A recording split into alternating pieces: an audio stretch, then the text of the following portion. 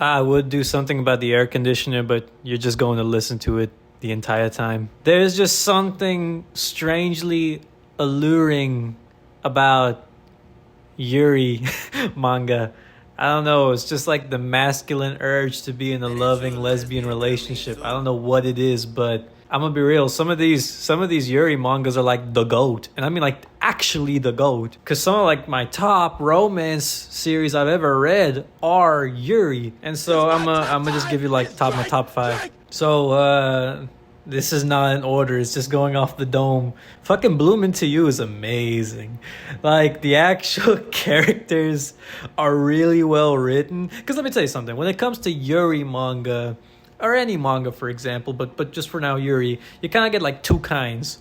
Happy, silly, haha, two girls just in love with each other, and psychological horror. And by horror, I mean like drama. Like, I read this one that I actually liked a lot, and it was about this one girl who loved abusing this other girl, and spoiler alert, they both killed themselves at the end of the story.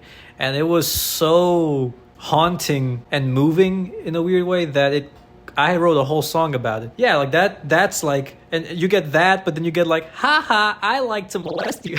You get these two dichotomies of like Yuri. I'm not gonna speak on it because I'm not a lesbian, but yeah, so it's like it's always one or the other, and I suppose there's like reasons for that. So when you get Bloom Into You, where it's like a marriage between those two styles, because on one hand, I think the art. Ooh, the AC turn off. I think the art's pretty cutesy. It's nothing crazy, but I do think there's moments where the artist makes these really just beautiful drawings, and they just look so innocent, and they radiate a beauty to them. But at the same time, they don't shy away from including the drama, the implications that it is being a lesbian, I guess. And there is conflict in the series. I mean, that's some of these Yuri manga don't have like really any there's drama, but not actual conflict. And by conflict, I mean obstacles that encourage or force change in the characters. So in Bloom Into You, you have these characters who are complex. Mind you, I'm not gonna pretend like I relate to them, because once again, I'm not a lesbian. But also, like, they have problems that I personally have, I suppose, gone through. I guess imposter syndrome would be one, since that's kind of what Toko, one of the main love interest, for example, goes through. Either way, just because I never experienced it, it was still very compelling, and it was genuinely a good story, seeing the relationship between you and Toko grow and evolve along with all the third parties. Like, that's like the GOAT, top, like a top 10, top 5, okay? Best to ever do it. GOAT. So like you have those kind of Yuri mangas, but then you have like, what's it called? Watashi wa koboito. Oh god, I sound like a fucking nerd. Watashi ga koboito ni nareru wake naijan muri muri. Muri janakata? Oh, that's a wonderful name. Yeah, I think in English that's like, there's no way I would be your lover, right? Anyway, I probably butchered that. Pretty much, this is where we get to like the other side of the spectrum in terms of quality. Okay, this manga is very entertaining, but I never said it was good. So pretty much the main character, the main heroine, she just by chance ends up winning the affection of the hottest, most richest, most talented person of the school.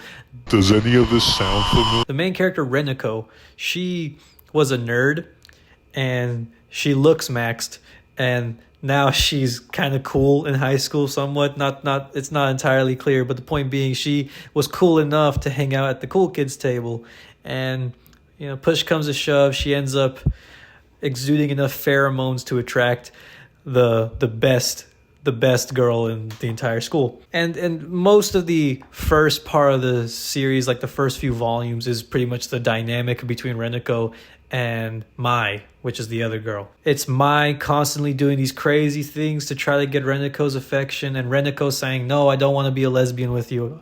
I just want to be really good friends with you. And it's funny. I mean, there's some good comedy bits, but it's not good. I enjoy it. I enjoy it, but it's just like, I enjoy it the same way I would eating oven-baked pizza. And throughout the series, Reneko gets in these like impossible situations where, oh, all of a sudden I have to pretend to be this person's lover for a while. Or, oh, I've been wrapped up in this whole situation. Now I have to become a professional cosplayer. It's like these like really ridiculous situations. And it's like it once again, my suspension of disbelief can only go so far. But still, it's competent. It's competent in the sense that it's entertaining. So at the very least, like, here's the thing. When it comes to stories, the bare minimum you can be is entertaining. Like, that's the bare minimum. That's a C. That's a C grade. So that's not really a compliment. You did the bare minimum. But, I mean, it does try its best to sometimes go into some of that psychological stuff, or at least, like, expand on the characters. I mean, the one character, Ajisai, she's established to be this very angelic, slow as in graceful, majestic, compassionate person. And she does get a little bit of development because in the future volumes, she becomes a bit more assertive just with what she wants to do. Because she's the kind of character that kind of can't say no to anybody. Which, I mean, the Japanese, being a high context culture, already can't say no to much people, but that's a whole other conversation. So in the future volume, Ajisai does get some development to become more of her own person. But at the end of the day, the only reason she gets development is so she can fuck Reneko. So at the end of the day, all of these things are in service of Reneko's harem. So, those are like the two extremes, I suppose. So let's zero in a little more. We'll talk about the one where the two girls commit suicide later. School Zone Girls. That one's amazing. Because that one actually is kind of peak. That one is just pure comedy. Okay, or at least it was pure comedy. It starts by being a comedy set in an all-girls school. So all these characters are getting into these slapstick comedy situations. The artist just has so much fun drawing these funny faces of all these characters.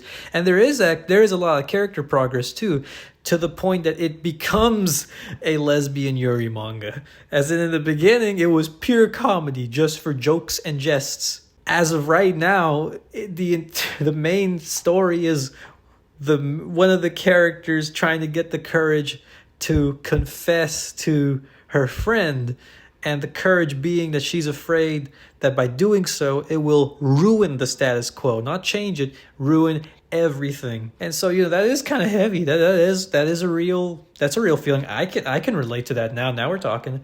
Still not a lesbian.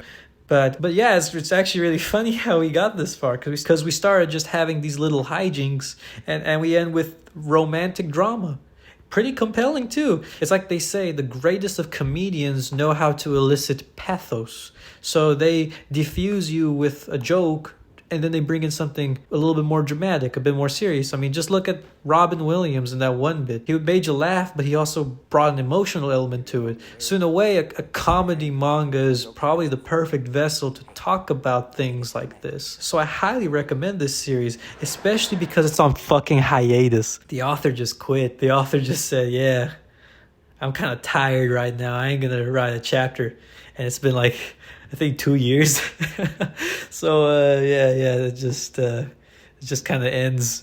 There's not a conclusion. I'm just waiting for the next chapter, and it's just it hurts. And I want you to share in my suffering. All right, let's see what else we got. There's this manhwa. Ooh, it's one of the Chinese ones called She's Still Cute Today. And it starts with the main character Kang Shu being asked about her love interest, and just to get people off her back, because I guess they're in elementary school.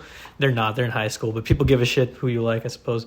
And so they ask her, who do you like? And she just says the name Kilin, because she sees it like on the board, and she just blurts a random name. Well, turns out Kilin was like 2 feet away from her, so she heard her say that, and thus begins the dreaded misunderstanding. Pretty much, Kilin thinks that Kang Shu's in love with her, and so she's trying her best to like impress her and get closer to her, while Kang Shu is, in the beginning, she's annoyed, but over the course of the series, she becomes more affectionate, more open to Kilin. There's a bunch of characters that come in too, which kind of challenge the status quo, and they bring their own oomph to the story.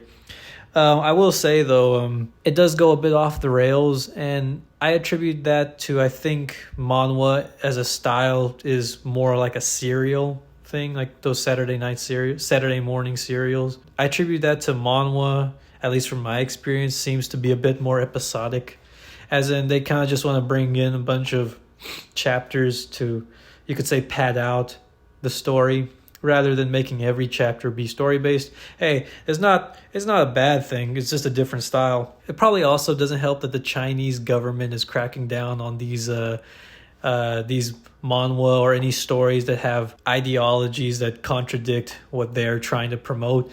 So you probably don't want to focus too much on the Yuri aspect if you have the Chinese government breathing down your neck. Which, speaking of that reminds me of this other manhwa that I thought was actually pretty good. Tamen De Gushi. I probably didn't fucking pronounce that right, but that is also another Yuri manhwa, comedy based too. And it had a pretty compelling story, but just like the other manhwa I just previously mentioned, the Chinese Communist Party cracked down on it, so they did not continue the series anymore. Which, I mean, hey, if it's uploading another chapter, I personally would have preferred it if you gave your life for the cause, but the author wasn't that willing to get killed over it. So, I mean, take that as you will. Then we got Whispering You a Love Song, which I think they're getting an anime adaptation. Oh, also, She's Still Cute Today is getting a live action adaptation. So, I'm looking forward to that. And then we have Whispering You a Love Song. I don't even know where. I kind of abandoned the spectrum that I created. I don't know where it falls.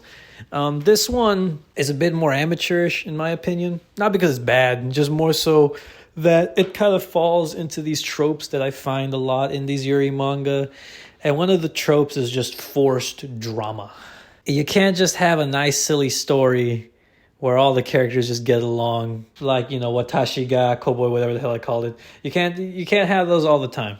So a lot of stories try to put some drama into it, because hey, that's interesting. Who doesn't love a good drama? And so the problem with this one is that the main character, Kimi, she kind of gets her romance situated pretty early in the series. So there really isn't like any conflict in terms of like will they, won't they, or any third parties. Problem with this series is that because the main couple gets together so early, now we have to focus on like the other characters. So you stop focusing on like the main characters and you start focusing on the side characters, and the side characters have drama. It kind of gets a little like tedious because like, okay, you guys aren't even the main characters. Why should I care? But you should care because it's actually good. The drama is it's pretty good. Like, it's not the best, but it's entertaining. I really enjoy seeing this backstory being revealed, where all the side characters actually have some pretty heavy baggage. So like the main characters, y'all are okay, but like everyone else is kind of fucked. I could do this all day. I have so many Yuris. Crescent Moon and Donuts. That one's pretty gosh darn good if I do say so myself. I don't even know if they had any chapters. Oh, it ended. Oh no. I guess I'll finish it later. You have Young Ladies Don't Play Fighting Games. You have Yuri Is My Job. That one's actually really good. They have a show now.